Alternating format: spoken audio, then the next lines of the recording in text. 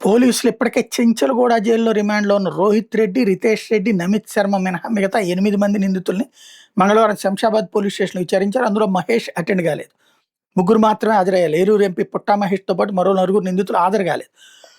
పుట్టా మహేష్ తరపు న్యాయవాది విచారణకు హాజరైనట్టు చెప్పారు. నమిత్ శర్మకు సంబంధించిన వివరాలతో పాటు పార్టీలో డ్రగ్స్ వినియోగం, కాల్పులకు గల కారణాల మీద ఆరా తీశారు. వివరాలతో సిట్ బృందం బుధవారం నుంచి దర్యాప్తు ప్రారంభిస్తుంది.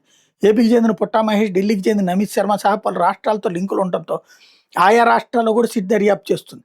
అయితే రోహిత్ రెడ్డి, రితీష్ రెడ్డి, నమిత్ శర్మలు 7 రోజుల కస్టడీ కోర్టు పోలీసులు కోర్టులో పిటిషన్ వేస్తే పోలీసుల మీద కాల్పులు జరిపిన గన్ లైసెన్స్ రద్దు చేయాలని సిట్ అధికారులు future city commissioner Sudheer Babu లేఖ రాశారు. మరోవైపు అసైన్ భూమిలో ఉన్న రోహిత్ రెడ్డి ఫామ్ హౌస్ను సీజ్ చేయాలని సిట్ అధికారులు, రెవెన్యూ అధికారులకు లేఖ రాశారు. ఇవన్నీ జరుగుతున్నాయి. కానీ సీజ్ చేసి ఏం సాధించాలి? అసలు వాళ్ళని వదిలిపెట్టేసి వచ్చి విచారణ చేసుకోమంటే రావట్లేదు. ఇప్పుడు ఏం చేస్తారు?